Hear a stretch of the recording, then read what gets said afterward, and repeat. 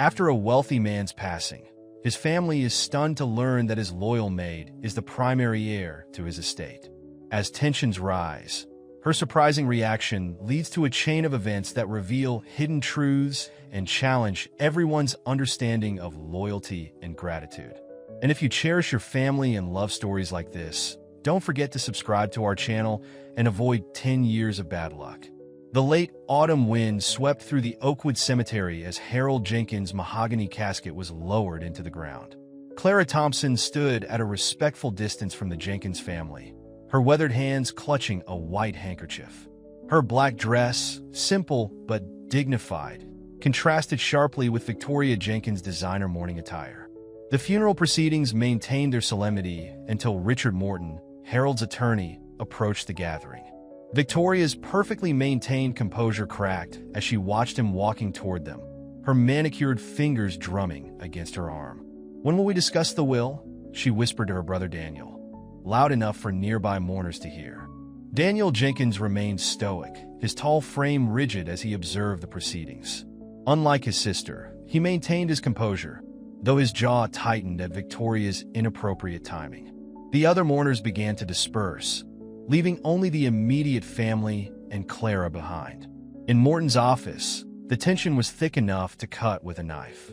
Victoria sat straight-backed in her leather chair, while Daniel leaned against the window frame, his reflection showing in the glass. Clara sat quietly in the corner, her presence drawing occasional glares from Victoria. "Let's proceed with the reading," Morton announced, adjusting his glasses. As he read through the standard legal terminology, Victoria's impatience showed in her constant shifting. Then came the bombshell. "To Clara Thompson, my loyal employee and trusted friend, I leave the majority of my estate, including the company's shares and primary residence." Victoria's reaction was explosive. She jumped from her chair, her face contorted with rage. "This is impossible. She's nothing but a servant. This must be a mistake." Her voice echoed off the office walls as she pointed an accusing finger at Clara. "You manipulated him, didn't you? What did you do to my father?" Clara remained seated, her hands folded in her lap, her expression a mixture of sadness and resolution. Daniel's attention shifted between his sister's outburst and Clara's calm demeanor, his analytical mind already working through the implications. Later that day, Clara made her way to the Jenkins mansion, now legally hers, to collect her belongings and say goodbye to the place she called workplace for over a decade. Victoria was waiting for her in the foyer, her arms crossed. "You have some nerve showing up here," Victoria spat, blocking Clara's path to the servants' quarters. "Do you really think you can just walk in here and take everything my family built?" Clara met Victoria's gaze steadily. "I'm only here to collect my personal items, Miss Victoria. I've served this household faithfully for 12 years. Serve?" Victoria laughed bitterly. "Is that what you call sleeping your way into my father's will?" Daniel appeared from the study, his presence temporarily diffusing the tension. "That's enough, Victoria," he said quietly, but his sister ignored him. "Get out," Victoria hissed at Clara. "Our lawyers will be in touch. Don't think for a second that we're going to let you get away with this." Clara nodded briefly, maintaining her dignity as she turned to leave. As she reached the door, she paused and looked back at the siblings. "Your father was a good man who wanted to make a difference in the world. I intend to honor that wish." The door closed behind her with a quiet click, leaving Victoria seething and Daniel contemplative. The battle lines had been drawn, and what had started as a simple inheritance was about to become much more complicated.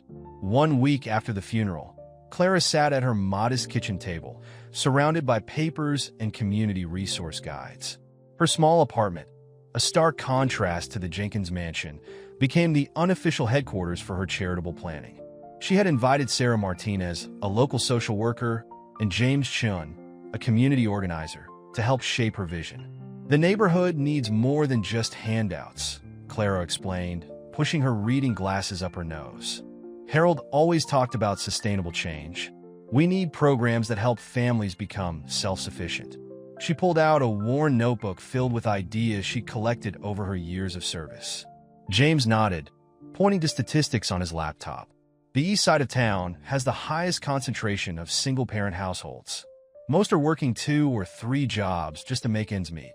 He highlighted areas on a digital map. Childcare is their biggest expense. Sarah added, and that's just the beginning. Many can't afford basic healthcare or educational resources for their kids. If we could address these fundamental needs. Meanwhile, across town in her penthouse office, Victoria Jenkins was conducting her own meeting. Private investigator Mark Reynolds sat across from her, reviewing files on Clara's background. "What have you found?" Victoria demanded, her perfectly manicured nails tapping impatiently on her desk. Reynolds shifted uncomfortably. Ms. Thompson's background is surprisingly clean. Graduated high school with honors, took some community college courses while working multiple jobs. Started working for your father in 2011. No criminal record, not even a parking ticket. Victoria's eyes narrowed. Dig deeper. Nobody's that perfect. Check her bank records, phone records, everything. I want to know who she really is and what she did to manipulate my father. There is one thing, Reynolds hesitated. She makes monthly payments to a nursing home in Vermont. Has been for the past 5 years. Victoria's eyes lit up with predatory interest. Now that's something we can work with. Later that afternoon, Daniel Jenkins made an unexpected visit to Clara's apartment. He stood awkwardly in her small living room, taking in the modest furnishings and the wall covered in community project plans. "This is quite different from what I expected," he admitted, studying a chart detailing potential program costs. Clara offered him coffee in a chipped mug. "What were you expecting, Daniel? That I'd be lounging in luxury? To be honest, I don't know what I expected." He paused, considering his next words carefully. "Victoria is determined to fight this, you know. She's already hired investigators." "I know."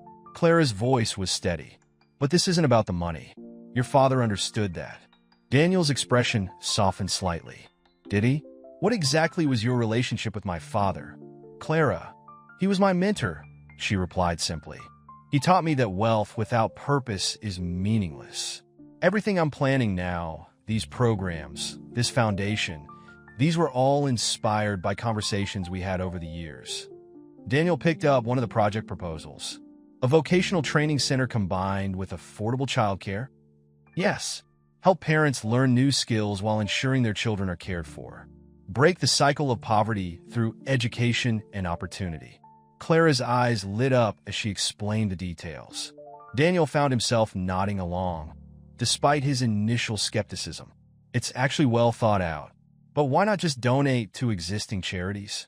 Why build something from scratch?" "Because existing systems aren't working well enough. Your father believed in creating lasting change, not just throwing money at problems." She hesitated before adding, "He wanted to do this himself before he got sick." The revelation seemed to catch Daniel off guard. He set down his coffee cup, his espresso. "Thoughtful. I didn't know that. There's a lot about your father that might surprise you," Clara said quietly. "He wasn't just the businessman everyone saw. He had dreams of making real change in this community." As Daniel prepared to leave, he turned back to Clara. "Victoria won't stop, you know. She'll do whatever it takes to discredit you." Clara stood firm. "I know, but I made a promise to your father, and I intend to keep it." The community center buzzed with anticipation as residents filled every available seat. Clara stood at the podium, her presentation materials carefully arranged before her. In the back of the room, she noticed several members of the local elite, including the Whitman family, who had been longtime business associates of Harold Jenkins. "Good evening," Clara began, her voice clear and steady. "I'm here to introduce the Jenkins Community Foundation, a new initiative aimed at breaking the cycle of poverty in our community." She clicked through slides showing statistics, plans, and projected outcomes. The images of proposed child care centers, job training facilities, and healthcare clinics drew murmurs of interest from the crowd. Among the audience, Mrs. Eleanor Whitman whispered to her husband, "Isn't that Harold's former housekeeper?" The nerve of her, presenting herself as some sort of philanthropist. Their whispers rippled through the wealthy section of the audience, creating a subtle undercurrent of disapproval. However, the other half of the room responded differently. Working parents nodded in understanding as Clara described the challenges of balancing multiple jobs with childcare. Small business owners leaned forward with interest at the mention of microloan programs. The presentation was interrupted by the dramatic entrance of Victoria Jenkins, flanked by news reporters. She marched to the front of the room, waving a folder of documents. Before anyone gets too excited about these grand plans, Victoria announced loudly, "I think the community deserves to know the truth about Clara Thompson." She turned to face the crowd. "My father was a vulnerable man in his final years, and Ms. Thompson took advantage of that vulnerability." Victoria dramatically pulled out photographs showing Clara and Harold having dinner together at various restaurants, walking in the park, and attending cultural events. These weren't innocent meetings between an employer and employee. They were carefully orchestrated encounters designed to manipulate a lonely old man. The room erupted in whispers and gasps. Clara stood frozen at the podium, watching as her carefully planned presentation derailed into scandal. The elite members of the audience exchanged knowing looks, while others appeared confused and uncertain. "There's more," Victoria continued, her voice carrying over the murmurs.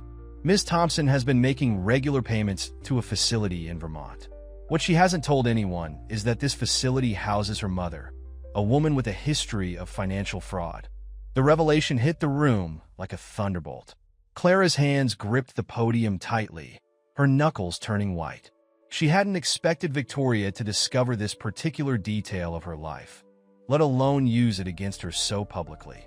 In the midst of the chaos, a woman named Maria Rodriguez stood up. "I don't care about any of that," she declared loudly. "What I care about is that when my car broke down last year and I couldn't get to work, Clara was the one who helped me. She didn't just give me money. She helped me find a reliable mechanic, arrange carpooling for my kids, and even connected me with a better job closer to home." Maria's words created a ripple effect. Others began standing up, sharing their own stories of how Clara had helped them over the years, small acts of kindness that had made significant differences in their lives. Victoria's face reddened with frustration as she lost control of the narrative. "You're all being fooled. She's nothing but a gold digger who spent every Christmas serving at homeless shelters with my father." Daniel's voice cut through the chaos as he entered the room. "Who helped him organize anonymous donations to families in need. Who reminded him that his wealth came with responsibility." The community center had become a battleground of competing narratives. Victoria's accusations versus the reality of Clara's actions over the years. The divide between the wealthy elite and the working-class community members grew more apparent with each passing moment. Clara finally raised her hand for silence. "I won't deny that I was close to Harold Jenkins. He was more than an employer to me. He was a mentor and friend who shared my vision for community improvement. As for my mother, she took a deep breath. Yes, she made mistakes in her past. That's why I understand how important second chances are. That's exactly what this foundation is about, giving people the opportunities they need to build better lives." In Clara's new office, converted from an old study in the Jenkins mansion, she sat alone with a weathered wooden box she'd discovered in Harold's personal safe. Her hands trembled slightly as she opened it, revealing dozens of carefully preserved letters, each dated and organized chronologically. She selected one from near the bottom, dated 3 years prior. "Dear Clara, today's board meeting reminded me why I hired you all those years ago. While others focused on profit margins, you were the one who asked about the impact on our workers' families. You see what others miss, the human element in every business decision. I've watched you help others quietly, without seeking recognition. The way you organized that fundraiser for Tom's daughter's medical bills, how you helped Janet's son get into community college. These aren't just acts of charity. They're investments in human potential. My own children, for all their business acumen, never understood this aspect of legacy." Victoria sees only numbers, and Daniel, though more thoughtful, remains too detached from the real world. "But you, Clara, you understand that true wealth lies in the lives we touch. I have plans for the future, plans that will need someone with your vision to execute them properly. Keep watching, keep learning, and most importantly, keep caring." Harold Clara's quiet reflection was interrupted by a commotion outside.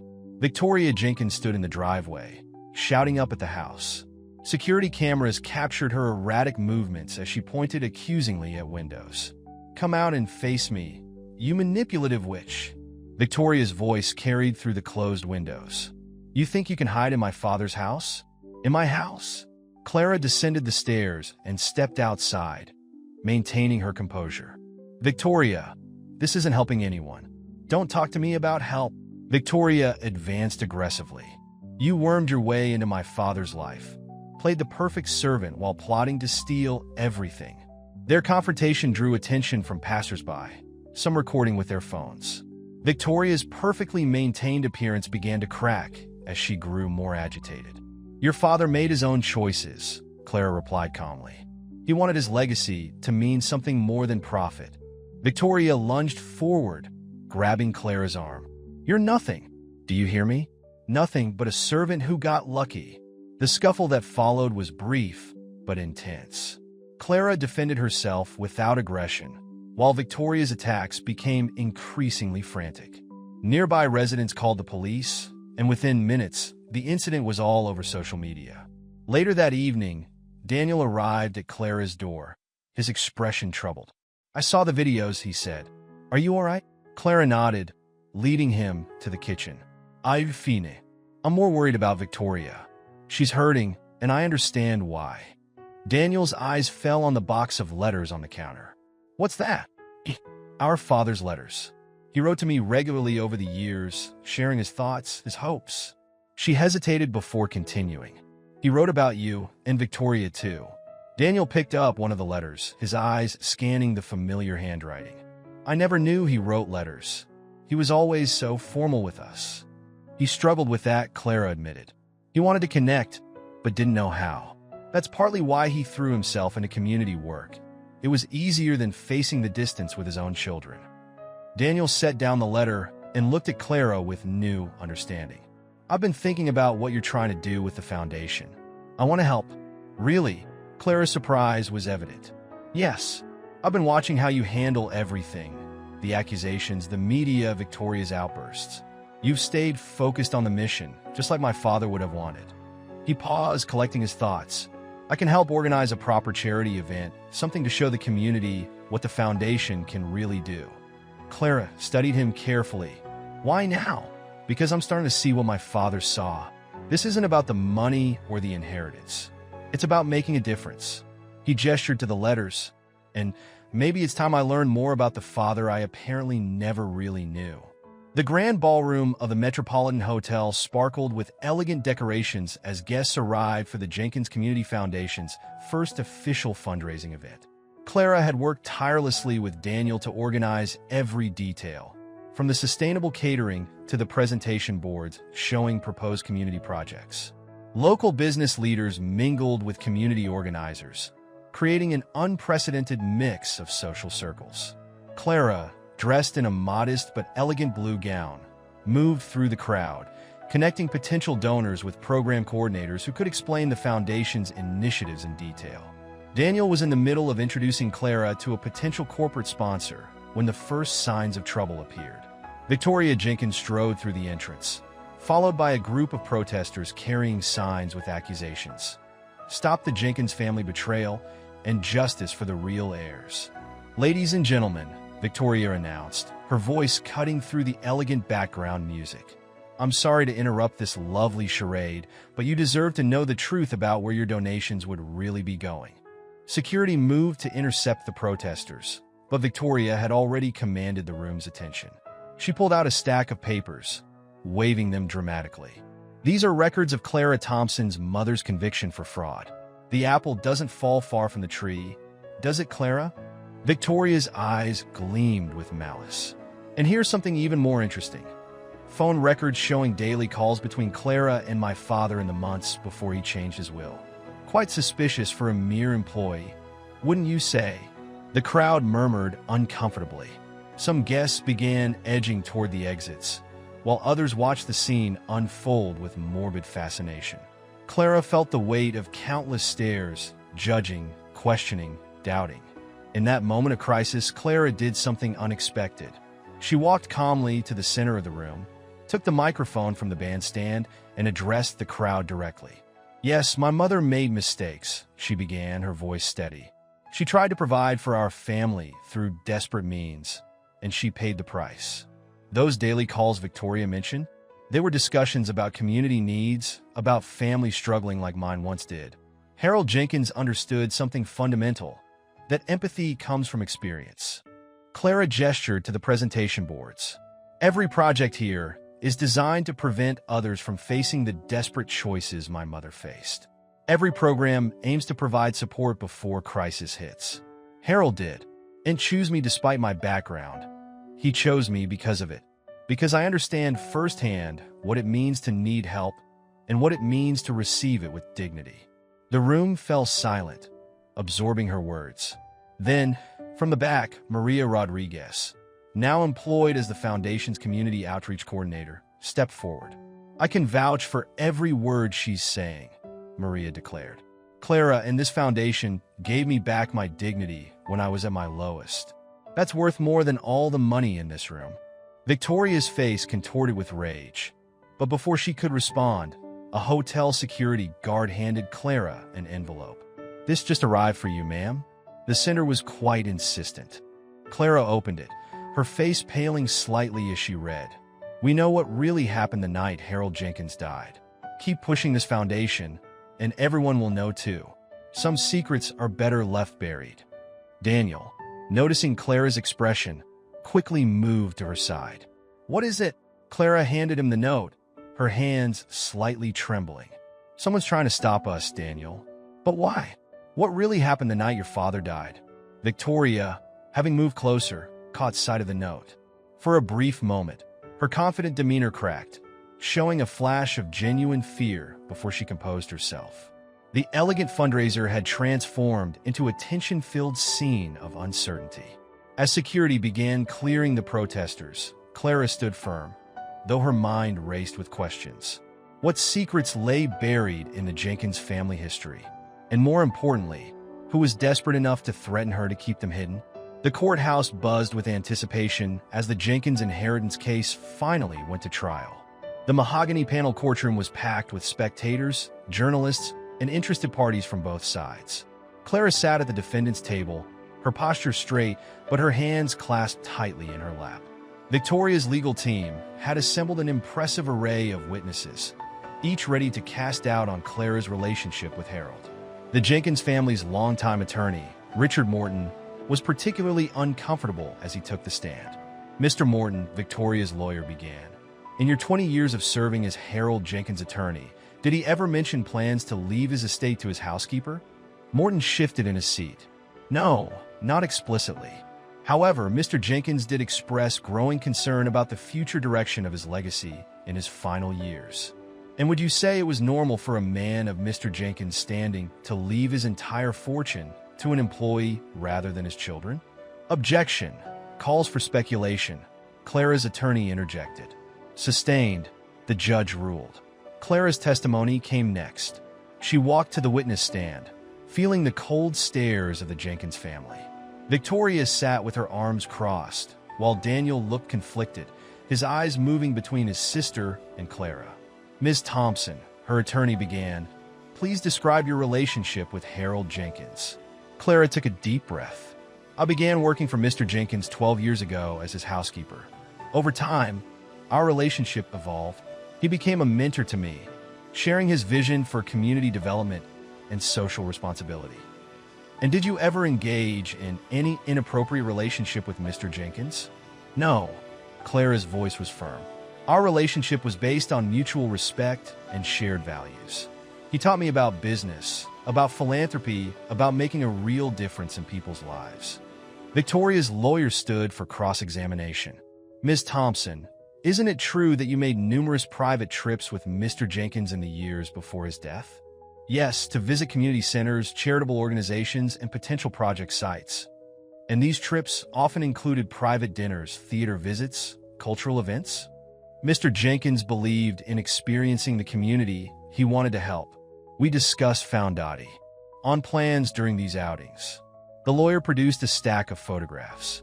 "Your Honor, I'd like to enter these into evidence." They show Ms. Thompson and Mr. Jenkins in various intimate settings. Clara remained composed as the photos were displayed. Those moments show a mentor and friend sharing his knowledge and vision.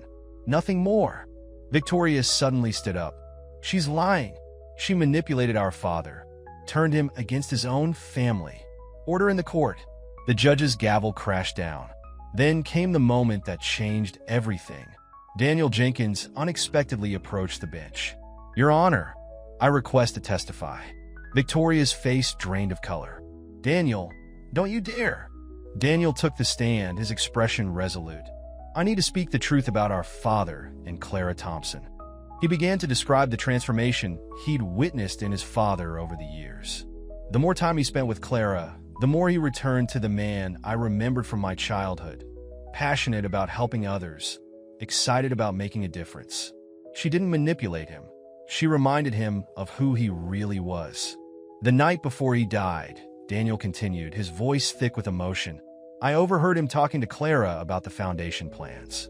He was more alive, more engaged than I'd seen him in years. He told her she was the daughter he wished he'd had, someone who understood that wealth without purpose was meaningless. Victoria stormed out of the courtroom, her heels clicking sharply against the floor.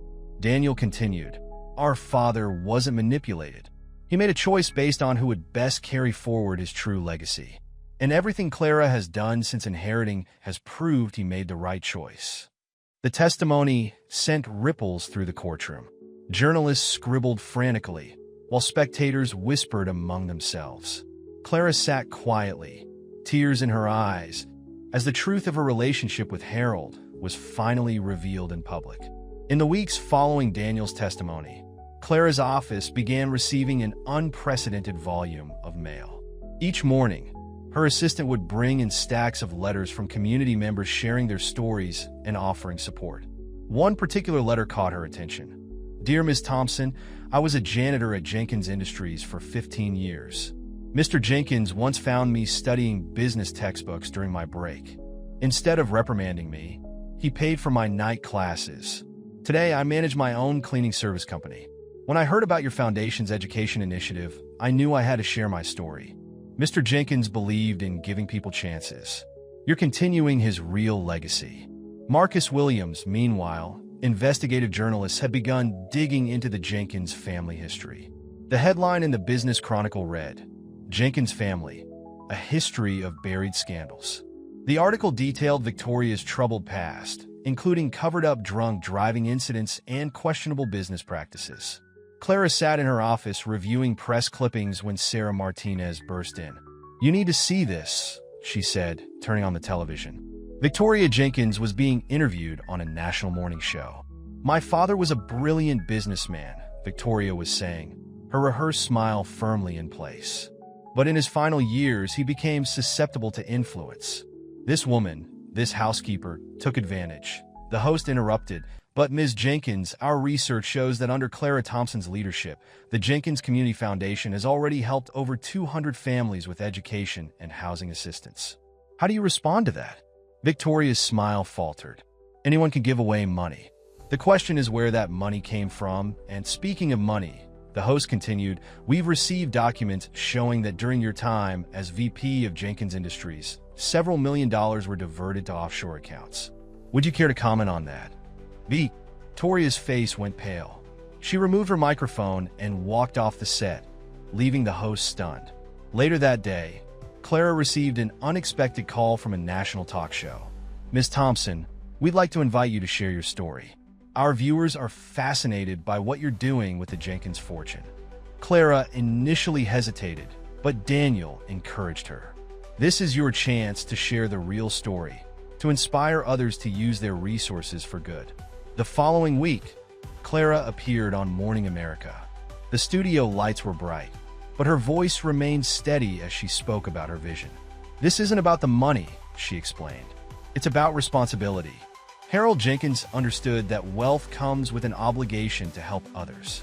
Every day, I meet people who just need a chance. A single mother who wants to start a business, a teenager who dreams of college, a family struggling to stay in their home. These are the stories that matter. The host leaned forward, but surely The controversy with the Jenkins family has been difficult.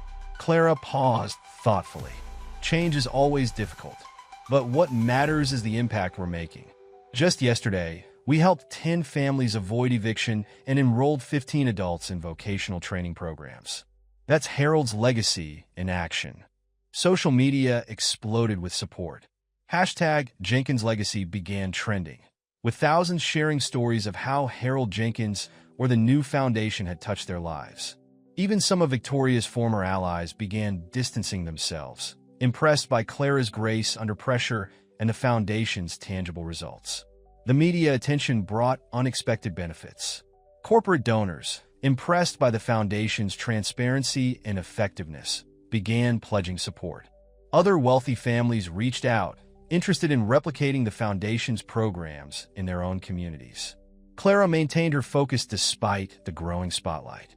She continued visiting community centers, meeting with families, and personally overseeing program development. The national attention was useful, but her heart remained with the local community where it all began.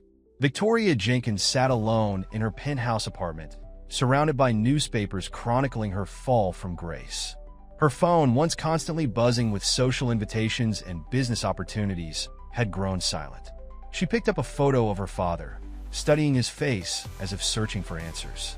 A knock at the door startled her. It was her mother, Eleanor Jenkins, whom she hadn't seen since the court proceedings began. "You look terrible, Victoria," Eleanor said, stepping into the apartment. "Thanks, Mother. Always the supportive one," Victoria replied bitterly. "Have you come aside with Daniel too?" Eleanor sighed, settling into an armchair.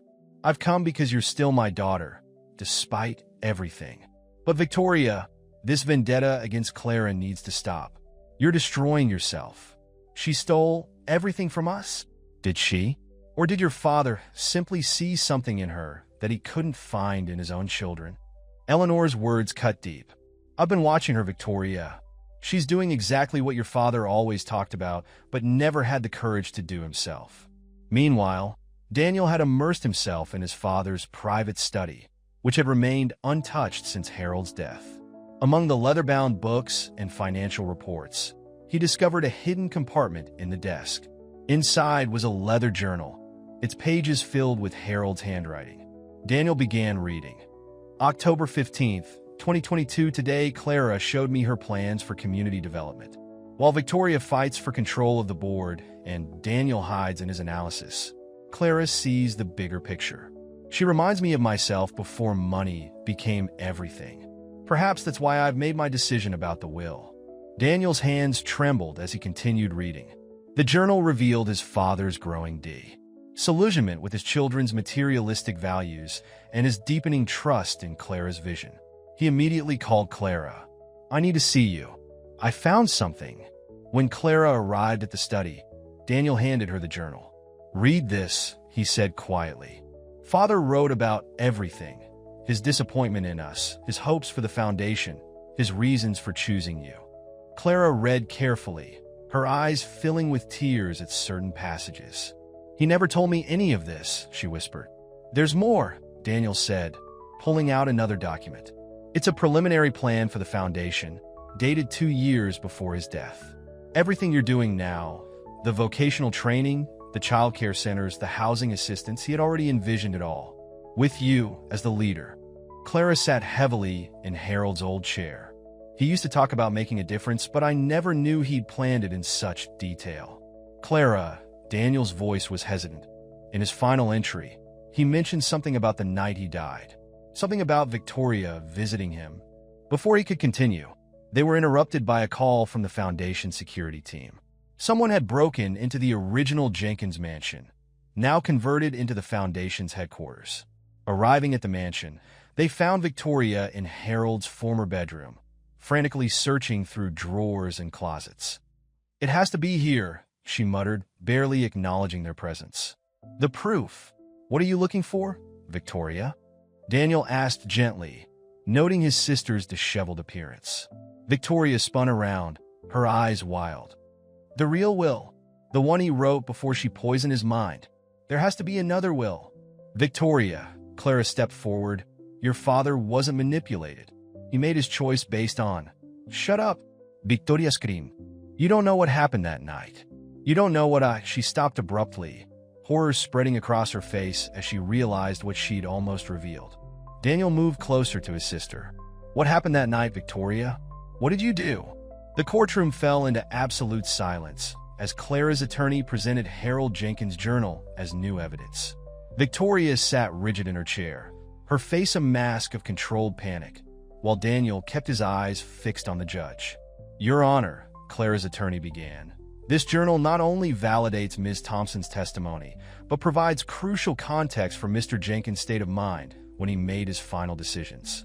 The attorney read selected passages. Clara sees wealth, as I once did, as a tool for positive change, not just a measure of success. While Victoria fights for control and Daniel maintains his distance, Clara has shown me what true legacy means. She has reminded me of the man I once was, the man I want to be remembered as.